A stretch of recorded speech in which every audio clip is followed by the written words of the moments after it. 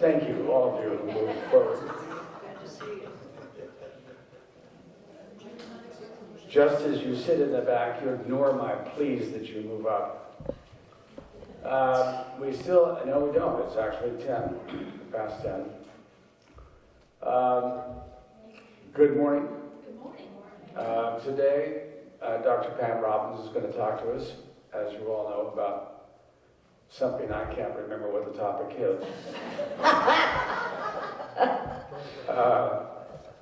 She's been a counselor to teenagers for much of her career, along with other things. Probably counsels anybody who seeks counseling. Is that right? Right. And now more on memory care. Dr. Pam Robbins. Thank you so much. Good morning. Is this too loud or can you hear me? And there's some familiar faces in here. It's so good to see you. If you don't have one of these, raise your hand and we'll bring you one, because I've learned 3 things in my life, and these are the 3 I'm going to go over today, okay, on dementia. Sally and Bob, thank you for inviting me here. I appreciate it. And in the back, you saw Jackie. Hold up your hand in the blue. She is my best friend, and she's my partner in what we're getting ready to do, which is help caregivers of people dealing with dementia. And my husband, right there in the blue sweater, Bruce, the best looking man in the place. He is the sweetest, most kind, gentle man I've ever met. He's very much like my mother. He's never said something ugly to anybody in his life. So I have got a wonderful husband of 7.5 years. I'm very fortunate. I'm going to get little notes out of here, and I'm going to walk over here. First of all, while I do that, I'm going to tell you that dementia is an umbrella word for memory loss. Under dementia fall the types of dementia. The number 1 type is Alzheimer's. About 70% are Alzheimer's. Then there are other types as well. But people say, what's the difference in dementia and Alzheimer's? Dementia is the umbrella word for memory loss, okay? And there's 3 things that happen when you get older. Number 1, you start to forget names, right? And number 2 and 3, I don't remember. All right, I'm going to move this over here. No, actually, I'll just sit down. Or I can stand up with it. That's okay. Okay, if you move that over. Is it okay if we have some fun today? Because this is a heavy topic. So can we have some fun and laugh? Is that all right? Yes. Good. Let's have some fun.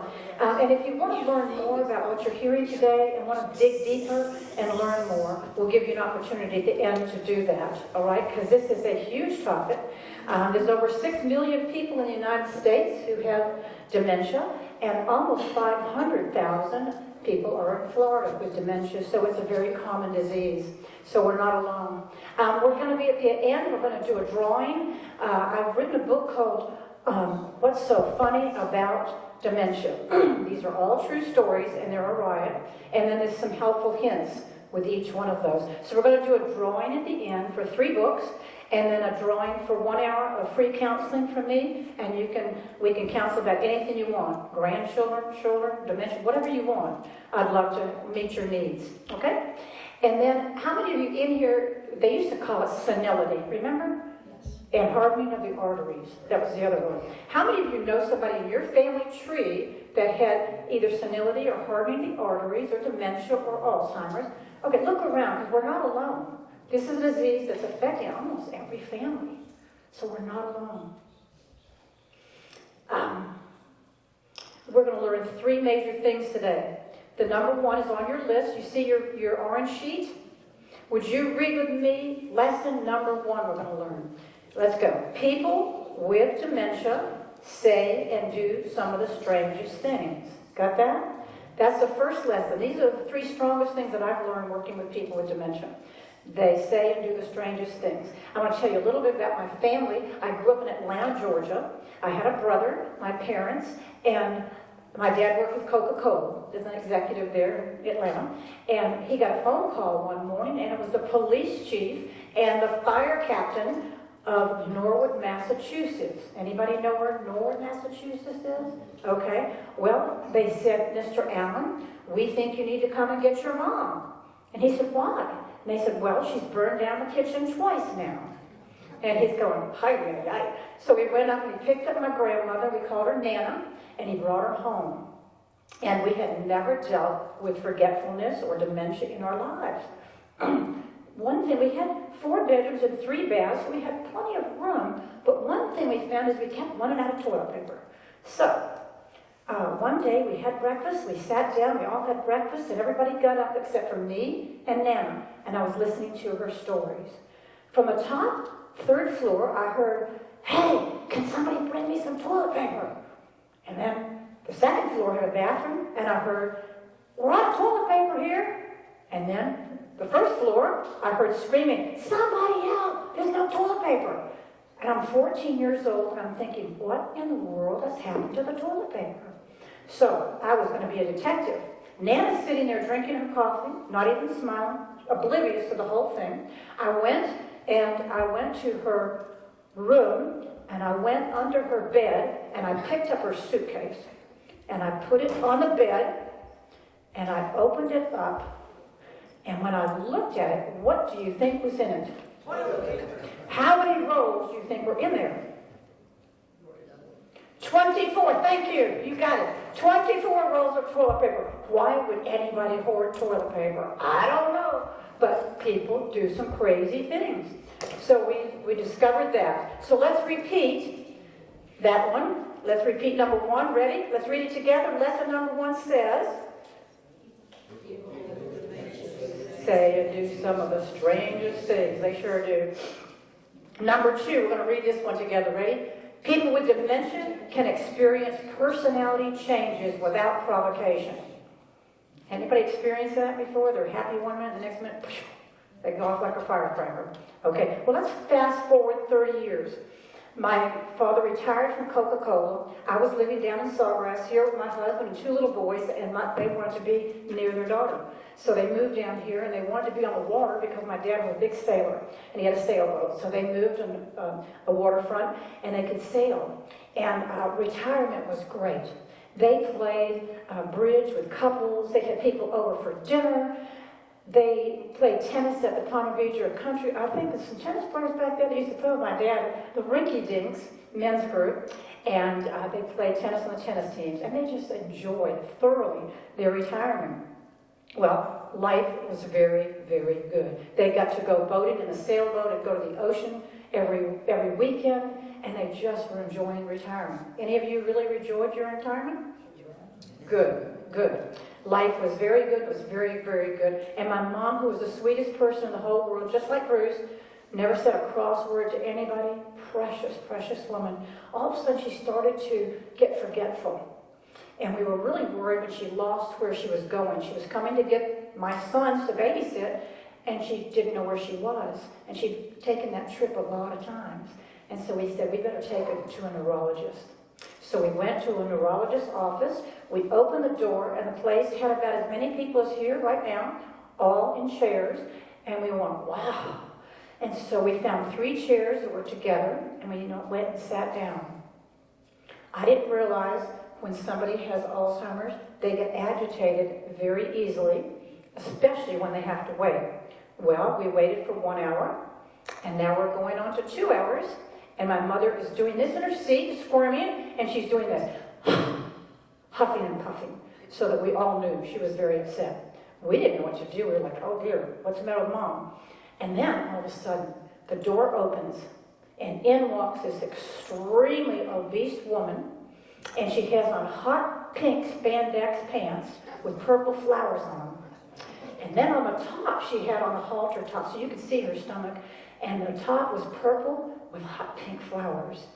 And I thought, wow. And my mother, who was the sweetest woman, who had never said anything cross in her life, screams out, why would anybody that fat wear that ugly an outfit? Oh. We were mortified. We were looking under the chairs to see if we could crawl under there, and nobody would know who we were, that we were with her. Well, fortunately, the nurses heard my mother, and they came rushing out and said, oh, Mrs. Allen, the doctor's ready to see you. Now, what I learned from that is if you've been waiting in a waiting room for a longer time than you want, you just pitch a fit and watch what happens. They'll come and get you, okay?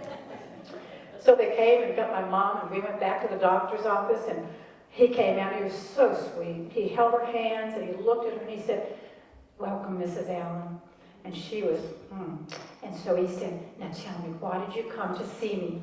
And she smiled, and she said, "If you don't know why I came to see you, why in the hell am I holding your hands and you're sitting here talking to me?" We went, "Oh God, here she goes again." So he didn't do any more assessment. He knew what he was dealing with. He could figure it out real quickly.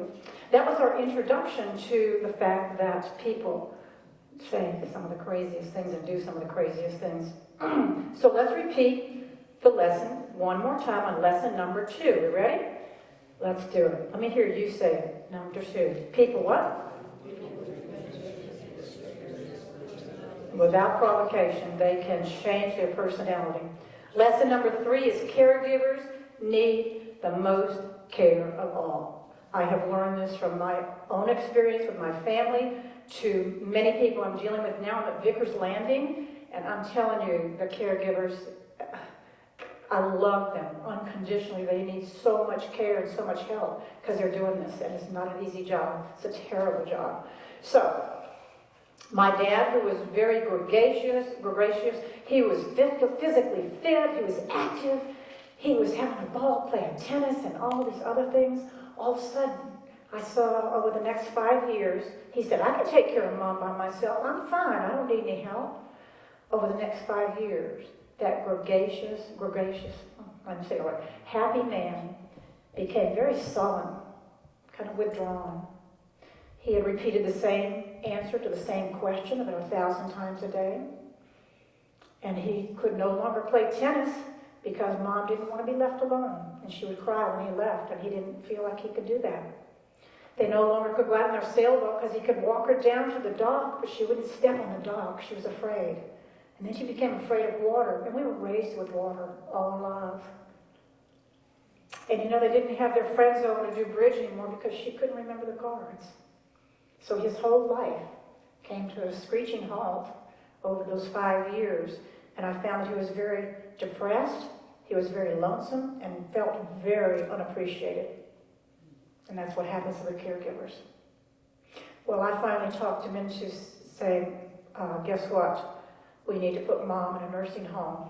And he had fought it for 5 years, and he realized that, and also he was 6 feet tall and 200 pounds, and by the time we put her in the nursing home, he was still 6 feet tall, but he was 140 pounds. And he looked 20 years older than he was. Well, we found a great nursing home, and it was privately owned, and there were only like 25 people in it. And so we made the arrangements to bring her to that. We told my mom, and you learn to lie when you have someone with dementia. I hate to say that, but you have to lie. "Mom, we're going on vacation together." Okay. And she couldn't talk, but she could light up. So we went to the nursing home, and they had this beautiful table with all the linens. And we said, "We're going to have lunch first, and then we'll be on our vacation." Well, we had to sneak out of there. So we had the nurses come all around her and make a big fuss over my mom, and we slipped out the door. We felt so guilty. We felt like, oh my God, we just abandoned her. She doesn't know where she is. She's going to be so upset. So I didn't sleep that night. And I picked up my dad the next morning, and I said, "How did you sleep?" He said, "I didn't sleep at all." I said, "Neither did I." And we just cried all the way into the nursing home thinking, oh gosh, what have we done? So we get to the nursing home, we open the doors, and there's a big atrium about this size with sunlight pouring in, and there's my mom sitting over there. Well, there was someone beside her in a wheelchair. And we looked, and they're holding hands, and they're smiling at each other. And I go, "Dad?"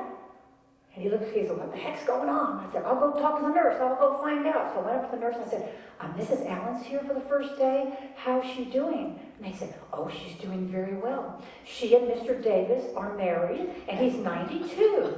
And I went, "Oh, okay." I go back to my dad, who's very suspicious right now. I said, "Dad, look, you had to take care of Mom for over 54 years, and she never had to be alone. She's alone now. And this Mr. Davis is 92, and he's in a wheelchair, and she thinks that's her husband." And he's going, "What?" And I could tell he was getting really upset. And I said, Dad, don't worry. He can't catch her because he's in a wheelchair. He can't walk.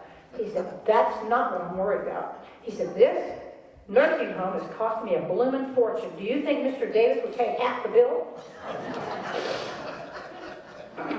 So let's repeat the third thing. Let's do it together. Caregivers need the most care of all. Yes. Well, my mom stayed at the nursing home for only 7 months, and then she passed on to go to heaven and be with the Lord. And it was a blessing. It was a real blessing because we had lost the person that we knew, and she was just kind of a shell of a person. And then the neat thing is that my dad started, I call it life after death. And there is life after someone dies that you've cared for. And the first thing he did, he was very lonesome, and the first thing he did is he bought a puppy, a Dalmatian. Spots all over her, so we called her Dot Dot.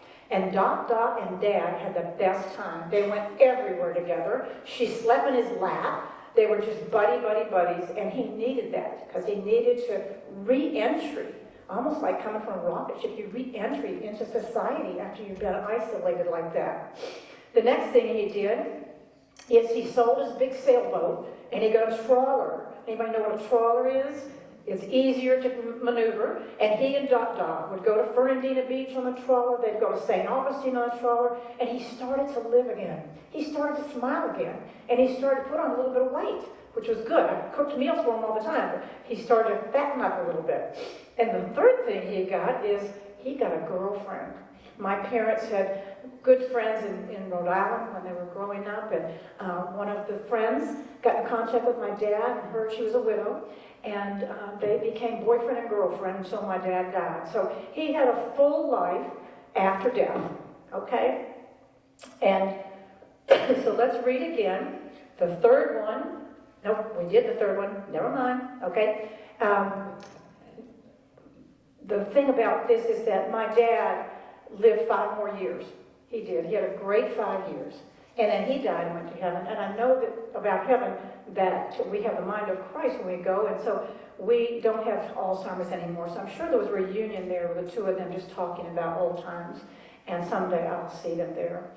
We're going to have questions and answers. But before we do, if we would bring up the big jar, I have a book I wrote, like I said, What's So Funny About Dementia. Some of these stories are in there, and there's a lot more stories in there, and it's very hilarious.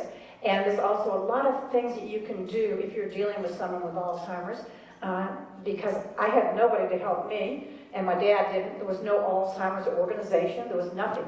So, Bob, would you do us a favor and pull the drawings? Okay. And we got 3 books. Bring the books up, Bruce. Would you do that, please? Thank you. Just bring 3 of them up. You want a name? That would help. Can you read it? First name, Janine West. Is it Janine West in here? Okay. Anybody who writes their name differently? Jackie, can you read that? Let's get some glasses here. Mrs. West, Mr. West? There we go. Come on up here. We're going to give you a book. That works. Janine. Okay. Sorry, Janine. Come on up, Gordon. Let's hear it for Gordon. Yours, Gordon. Bruce, did you bring the books up? Yep, he gave it to me. Okay, there you go. Thank you so much. I hope you enjoy that. Okay, next one, Sally. Oh, she's doing the thing. Who, you want to do all 3 of them for me? Okay. Next one.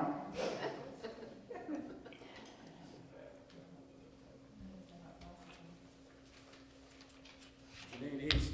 Oh, Roseanne Jones, my aunt. Oh, your aunt. Oh, does she already have a book? She doesn't. Come on up. And it's Joanne or Jenny? Roseanne. Come on, Roseanne. I think I remember dancing with Roseanne. You did dance? Yes, Roseanne. And Jackie's parents live here, the Canes, Frank and his wife, and his wife is here, Jenny. Back there, Jenna. Hey. And they're there we go. Thank you. Yeah, right, let's hear from her. Good, thank you, Roseanne. And the third one is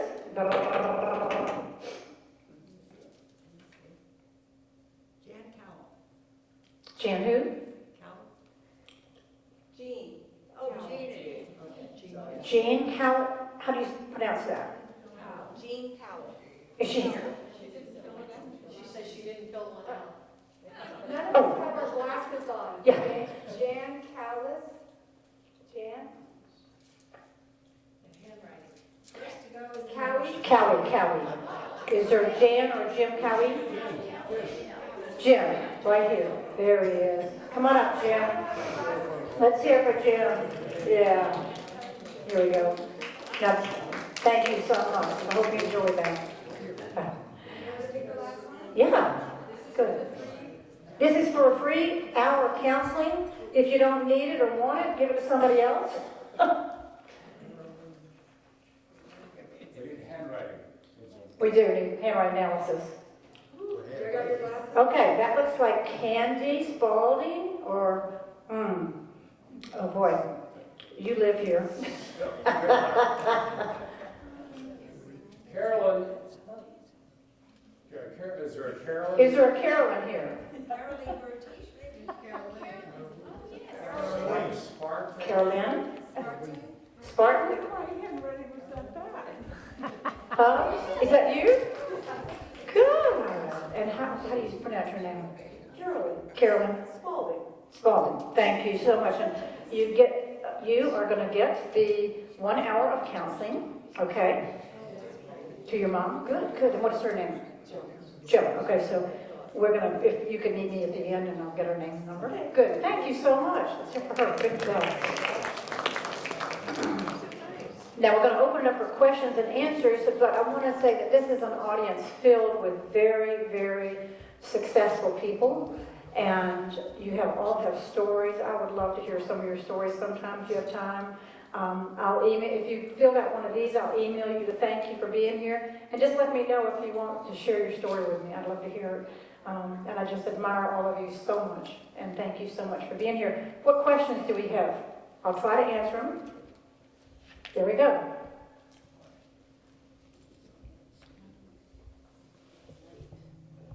What is the biological cause of dementia? Well, we wish we knew because we could stop it, but we don't know. There are some thoughts on this with the toe, and there's some stuff that happens in the brain. But as of yet, we have no known cause and no known cure. There are things we can do to help. For example, diet, exercise, and socialization are 3 things that can help someone who's starting to forget their memory. I wish we knew because we could then come across with some pills. There are some medications, but none of them have been proven to stop this or slow it down or cure it. So we're on the brink of it. Mayo's doing a great job, and I love research. So if I find something, I'll let you know. Other questions? In the back? Yes. Phoebe, coming. You get to do your aerobics today and run back? Oh, yeah. Good.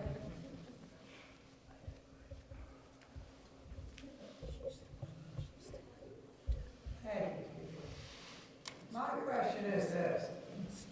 What is the difference between dementia and Alzheimer's? Okay. Dementia is the umbrella word for all memory losses. Alzheimer's falls under that, and some other diseases that cause memory loss. But Alzheimer's is the most profound one, with 70% of dementia is Alzheimer's. That help? Okay. You had a question? Me? Yeah. Did you have a question? I'm Phoebe. Neil was my husband here. It is my husband. He was diagnosed at Mayo with mild cognitive impairment, and I put him on a program. So I put him on a program. First thing we did, we're not trying to kill each other, so be nice. Be nice, that's good. Yeah, be nice. And then 3 meals a day, half portions, so he wouldn't lose weight, but he wouldn't gain weight. Cutting back on alcohol and outdoor exercise every day, 45 minutes, on the beach, in the valley, on the golf course at 7 a.m. Had to beat the golfers. And then the card I put up every morning with a day's schedule so he could see. And the pills I took over because he was commingling pills, missing pills. And there are some medications. Is he on some of those? No, he's on just vitamins and things for high blood pressure and stuff. Okay. Because there is Aricept, and sometimes it helps slow But down. then he had to take a driver's test, he passed it, and now he took a 4-hour test on cognitive ability, and he passed that Wow. in a year and a half. Great. That's That great. program. Good. It'll work. Yay, Hey, Neil, let's hear for Neil. Woo-hoo! Congratulations, you're doing great. You're doing everything you can do, and I'm so proud of you. So proud of you. Yes. Yes. Can you tell us something about memory centers and what they do? Memory centers. Well, what You tell me, because I'm not a physician, I'm a counselor, so tell me about memory centers. Well, He means like, memory boards or meetings for them. yes, where people are treated. We're thinking of putting one here. So I'd like to know, do you have any experience with it, or what can we expect? When you're working with someone that has dementia, is that what we're talking about? Early dementia? Early stages, yes. There are quite a few things that can be done. I can't go into them all today, but the 3 things I mentioned was nutrition, exercise, and socialization. Socialization is very important. But as far as memory boards go, yes, if you've got someone who's got dementia and they're not able to talk anymore, you can do pictures. Like, they may not be able to tell you that they're thirsty. So if you put a picture on a piece of cardboard and it has a bottle of water, and you hold that up and they go like this, you can understand, I'm thirsty. Sometimes when they get agitated or they have fits of rage, something's the matter. We don't know what it is because they can't tell us what it is. But if we have pictures, picture of a toilet, picture of a sandwich, picture of a fork and knife, pictures of whatever you think that might be going on. They might have pain. If they keep rubbing their leg and they're in pain, that means you might not need to go to the doctor and get it checked out. But I think did I answer that right? Yeah. Okay. There's a lot of things that I can't go through them all right now, but there's a whole bunch of them, and I'm doing a lot of research and putting them all together. Yes. They have the Council of Aging here has a very good program for the beginning of dementia and Council of Aging in St. Johns County. yes, Yes, John's very good. County. It's very good. And Elder Affairs online. How many of you are computer savvy and get online? Most all of you? Good. The Alzheimer's Association, AARP. There's a lot of organizations that have a lot of help for you out there. Yes. I really came to find out how, I have a sister-in-law who has Alzheimer's, and I don't know how to talk to her because it's such a blank conversation every time we speak. And I really came to find out, how can we speak to somebody who has dementia, has Alzheimer's? Sometimes she's very cogent, sometimes she is not. Are you on the phone or in person? On the phone. On the phone, okay. That's going to be harder because you don't know how the language recedes and it becomes non-communicative. Right now, can she still talk? Yes. Then I would go back 30 years or more and talk about things that she can remember. They can't remember what they ate for breakfast. They can't remember what they did last month, last year, but they can go back maybe 40 years. Sometime when you're on the phone with her, turn on music from your genre and have it in the background and watch the thoughts will start going through their mind and they'll start to remember things from then and then she'll talk to you for that, okay? But if you ask her how she's feeling, that's a no-brainer. She doesn't know. And it's hard to have a conversation. It is. But go back in time and see if she can talk. If she can't talk, don't make her talk. You talk to her, okay? And enjoy your conversation with her. And share memories, good memories, okay? Anybody else? How are we doing with time? You're, we've got a half hour. Oh my goodness. I talk too fast, don't I? I talk way too fast.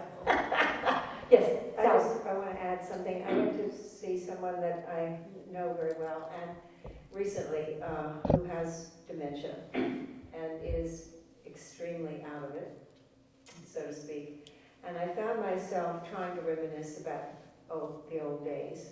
And one of the things I kept saying, which I came home and felt somewhat guilty about, is I kept looking at it and saying, do you remember when, da, da, da. Well, talk about a silly question. Yeah. To ask someone who has no memory, do you remember?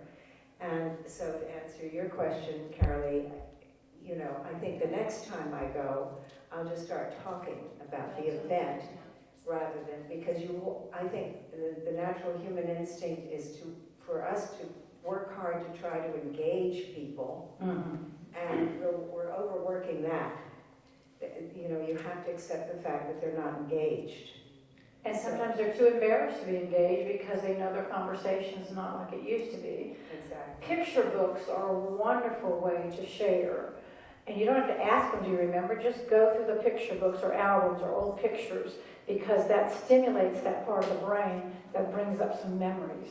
And can you talk a little bit about music? Because my understanding is that music, I noticed in this particular memory care wing of this place, they had a piano, and I saw a little box of other instruments and things. So I'm gathering that music plays a rather positive role in this disease. It does, and we have a pianist in front of us right here. And when we went to the nursing home and the pianist would play, all of those people who couldn't talk could sing the songs. Because in that side of the brain, that music continued to allow them to talk because it was put to music. That's why, as a teacher, I've been a teacher for 50 years, if we can put things into music, A, B, C, D, E, F, G, we never forget them. Why? I don't know, but you know, so tell us about it. First of all, can I just say this is our resident pianist? Oh, I know. He's awesome, too. Well, that's a new title. No, once a month I go over to the health center in Stratford and play the piano there. Good. And most of the songs I play are probably from the 40s, 50s. And it's interesting to see the sudden opening of eyes. There are a lot of closed eyes there. And smile. And once in a while we get somebody to sing. I was over there a couple of weeks ago, and you all remember Sam, don't you, Northrop? Yes. And Sam was in the room, and in the back of the room, and all of a sudden I heard his voice coming, and everyone turns around and they join in. It was a very rewarding moment. It is. John Norte, is that his name first? Norden, yes. He comes to Fleet Landing, where we live, once a month and just does wonderful things. And I remember listening to him when I was in college years ago when he played at the place in Atlantic Beach. It was the La Chateau, thank you. Yes. And so music is a wonderful therapy. Another thing you can do is smells. If someone's having a meltdown, try to get something like peppermint, something lavender is another smell. You can buy scented oils and use that because it calms them down. Okay, so music, smells. We're going to go through the 5 senses: sight, sound, taste, touch, and smell. Okay? You use any of those and all of those with the sound. Loud noises can irritate people very easily, so very soft noises in the background, okay? When you talk to their face, because some of them read lips, all right? And some of them want to know that you're looking at them. And so you talk right to their face, okay? Touch.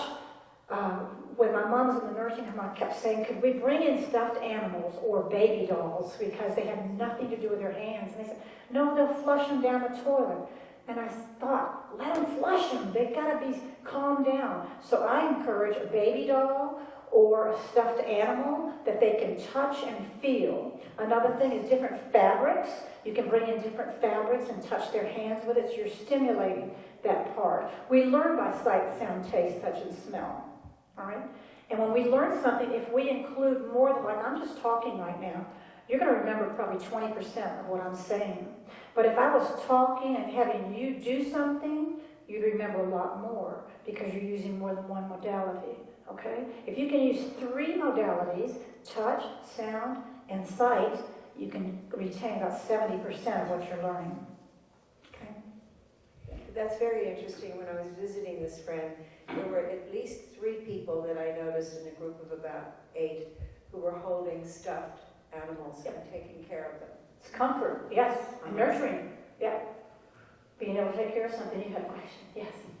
So, A number of years ago, we had 2 little Maltese dogs, and we trained them, had them trained to be therapy dogs. Good.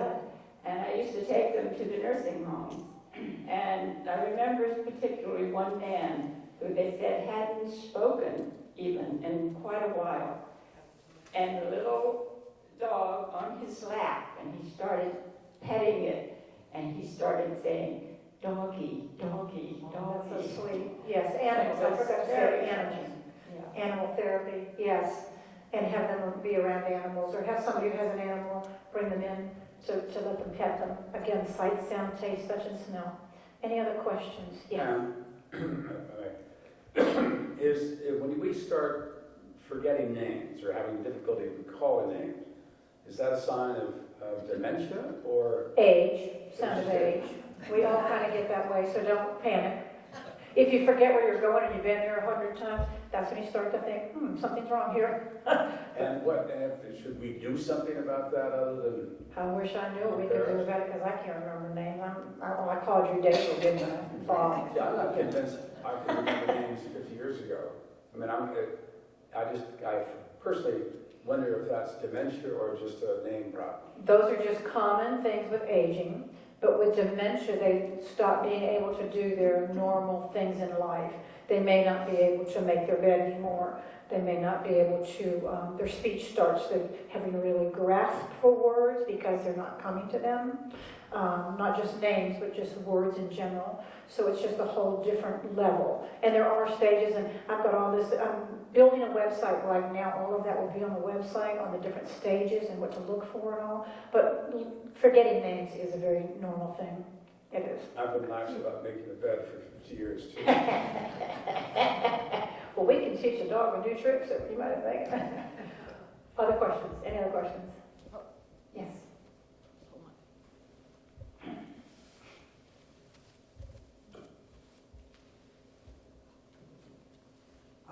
I think on a lighter note, there are a lot of funny things that do happen that you never forget when you've been dealing with somebody with dementia. And Gordon's mother was very high into her 90s, and I think she would have dreams, and then she would think that was reality. So we went in to visit her one day, and Gordon said, "Well, Mother, how are you?" And she said, "I'm very busy." He said, "Well, what are you busy doing?" She said, I'm getting ready for the nuptials." And Gordon said, Whose nuptials, Mother?" She said, "Mine." He said, "Well, who are you marrying?" And she said, "I don't remember his name." She said, "But he's going to be a very good father to my boys," of which he was one of the boys. So we just sort of went along with it. We couldn't say anything. And we went in again about a week later, and his mother was English. And he said, "So, Mother, how are the nuptials coming along?" She said, "Whose nuptials?" He said, "Yours." And she said, "Don't be daft." That's great. Thank you for sharing that. And then another time, Gordon asked if she remembered who he was. And she kind of was trying to figure out, "And who are your other 2 boys?" And so he finally said, "Well, I'm Gordon." "Oh, yes." And then, "Who are your other 2 boys?" And she finally came out with David and Ted and Jack. Jack? Who the hell is Jack? I mean, but they're really funny stories. Right. You just kind of go along with it, and, it keeps people happy, too. That's right. Yeah. Humor conquers all. And if we can't laugh, we're going to cry every day, literally. So find the humor, and thank you for sharing those great stories. My book is filled with those kind of stories that are humorous. Bruce's mother was 98 when she died, but when I met Bruce, he was caregiving for his mom, who not only had dementia, but she was bedridden. And she would see, before she became bedridden, she would see pink elephants in the backyard. And she was convinced they were there. So if they see these delusions, instead of saying, there are no pink elephants back there, cannot you see that's a tree? The pink elephants are beautiful, but they're really, really tame, and they won't hurt you. So go along with the craziness, because if you don't, you cannot talk them out of their delusions. What you will do is you will get them more agitated and more agitated, and then sometimes they get violent. Sometimes. There's one lady at Fleet Landing who was the sweetest woman in the whole world, married to a very kind man. And every time he goes over to see her, punches his lights out. It's like, what? So we're working on behavior modification. How do you go see her and tell her up front, I love you and I want to be with you, but if you hit me or kick me, I'm going to leave immediately. And she may not understand, but as soon as he leaves and he does it again and again and again and again, it's like training a puppy, she will stop hitting and kicking him. Because it's a horrible relationship right now, but it's going to get better. It's going to get better. Okay? Remember, the brain is about a 2-year-old, and they will say and do anything. They'll escape. Okay? And all kinds of stuff. Anybody? You have a question. He's going to tag on his wife right now. This is a question. There was a, Right to the end. Hold it close. Like an ice cream cone. this is a scene from a movie that has stayed with me for many years. The President of the United States is outside the White House, walking, it's a fictional movie, walking outside. His assistant is to his left. And as people come towards him, she says, well, that's Mary. She has 3 children. They're A, B, and C. So he would say, Mary, how are your 3 children, A, B, and C? And when I saw that scene, I've always thought about, I'd like one of hers. One of her. That's her. At all times, to be with me at all times, who A, B, and C. Right. An interpreter. There she is. Oh, any other questions? And if you haven't filled out a sheet, please do, so I can thank you for being here, and I'll try to send you a free gift. I'm putting together a podcast right now and some just pieces of work that will help anybody. If you know somebody, you can send it on to them, okay? Any questions? Thank you so much, Thank Bob you, Pam. and Sally Ann. Appreciate it. Thank you. Let me just talk. Is this thing on? It is. Let me just talk a little bit about what's coming up. I think, do we have a guest coming the 15th? April 15th, right. And that topic is? The topic is, she is our state representative to the legislature, Cindy Stevenson. And she will be coming on April 15th. So everybody knows. So everybody knows. Cindy Stevenson is our state representative to the legislature in Florida. And they have finished their session at this point and made some very strange decisions that I'm anxious to hear about. She will be coming to talk with us on April 15th at 10 a.m. What would be helpful for me, at least, Carolee, would be just a page of some of the decisions that you think were strange that the legislator made, so that we'll have topics to talk about and she'll have questions that are put to her. That's the 15th of April, 2 weeks from now.